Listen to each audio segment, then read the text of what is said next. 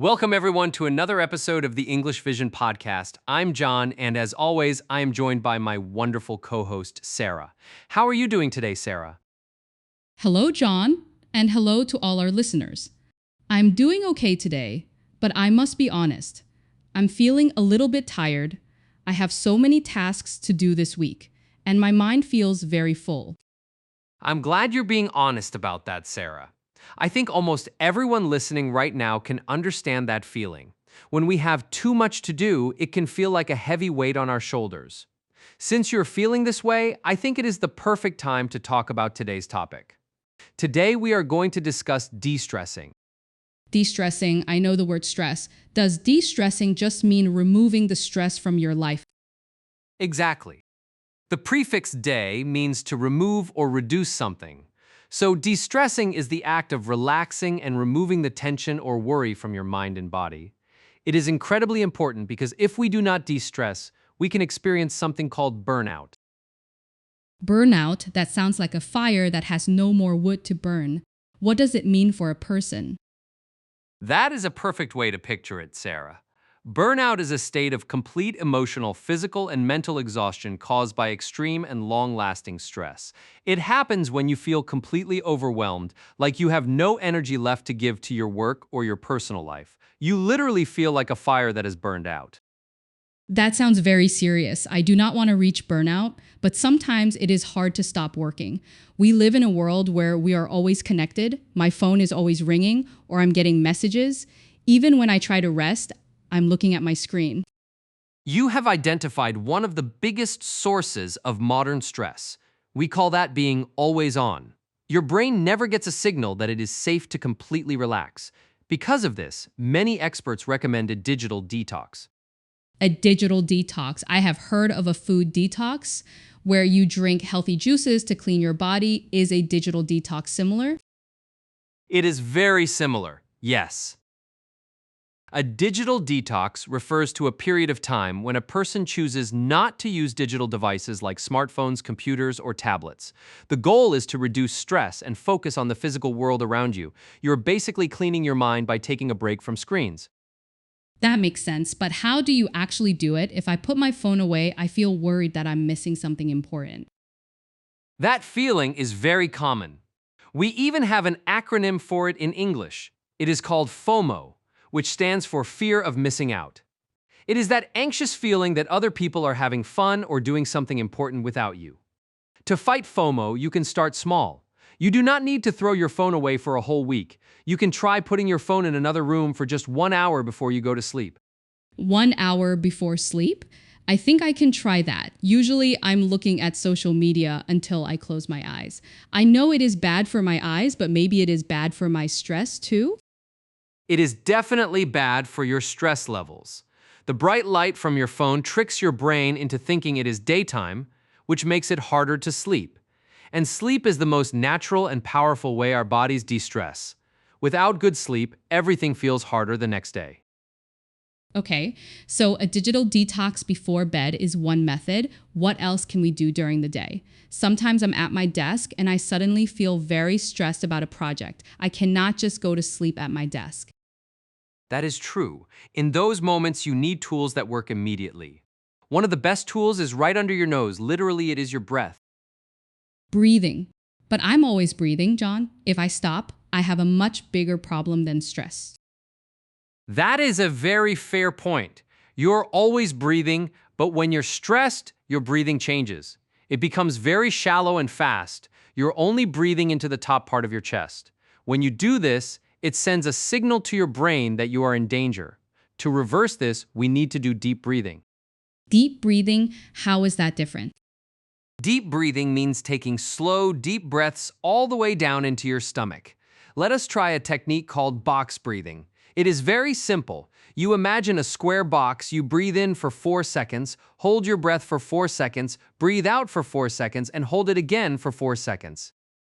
Breathe in for 4, hold for 4, out for 4, hold for 4. It sounds like a slow dance for my lungs. Does it really work? It really does. It lowers your heart rate and tells your nervous system that you are safe. It acts like a remote control to turn down your stress levels. You can do it anywhere, and nobody even knows you're doing it. I like that. I will try the box breathing next time I feel overwhelmed. You used another word there, nervous system. Can you explain that simply? Of course, your nervous system is the network of nerves in your body that sends messages between your brain and the rest of your body. It controls how you react to things. When you're stressed, your nervous system is on high alert. When you do deep breathing, you're calming the nervous system down. Thank you. That is very clear. Now, I want to ask about another situation. Sometimes the stress does not come from inside my mind. It comes from other people. Maybe my friend wants me to help her move to a new apartment, and my boss wants me to work late, and I do not have time for both. How do I de-stress then? That is a fantastic question, Sarah. You are talking about external stress, stress that comes from outside. The best tool for this is setting boundaries.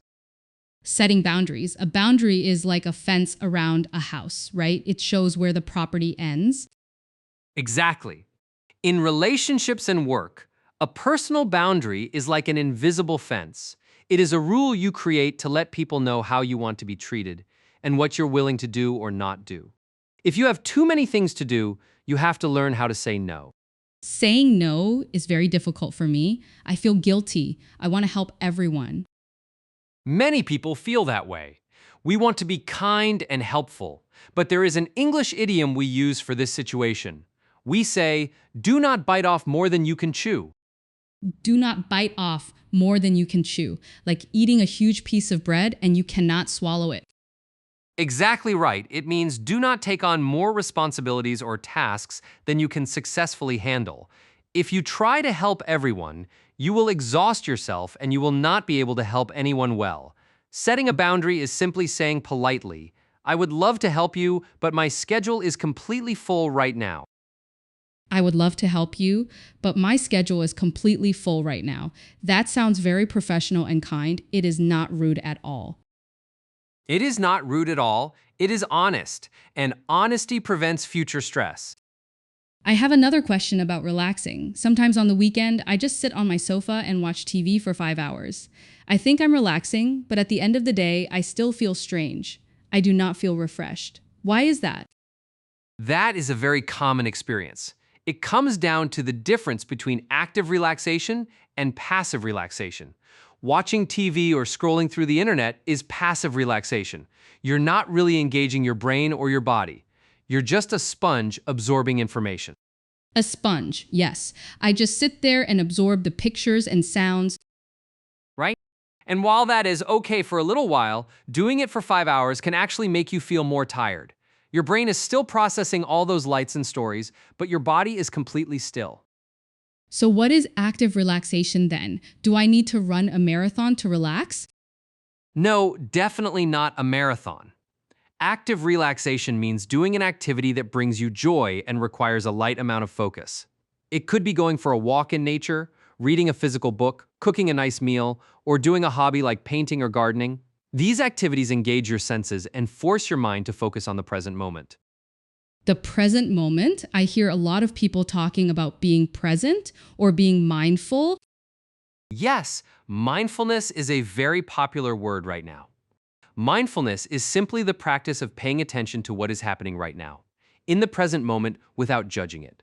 When you are stressed, your mind is usually living in the future, worrying about what will happen, or living in the past, regretting something you did. That is so true. When I'm stressed, I'm always thinking about tomorrow's problems. I'm never thinking about the coffee I'm drinking right now. Exactly. Mindfulness is about bringing your attention back to the coffee, feeling the warmth of the cup, smelling the beans, tasting the flavor. When you are truly focused on the present moment, stress cannot survive, because the stress is usually tied to the future or the past. This has been incredibly helpful, John. I feel like I have a toolkit now. I can try a digital detox before bed. I can use box breathing when I feel panic at my desk. I can set boundaries and say no, and I can try more active relaxation instead of just watching TV. You summarized that beautifully, Sarah. It is important to remember that de-stressing is not something you do just once. It is a daily practice, just like brushing your teeth. You have to clean your mind every day. Clean your mind every day. I will remember that. And I feel less stressed just talking about this with you. I am really glad to hear that. To all our listeners out there, we hope this episode has helped you understand stress a little better and given you some practical English vocabulary to talk about it. Remember to be kind to yourselves. You do not have to be perfect, and it is okay to take a break. Thank you, everyone, for listening. Please remember to breathe today. Well said, Sarah. Until next time, keep learning, keep growing, and take care of yourselves.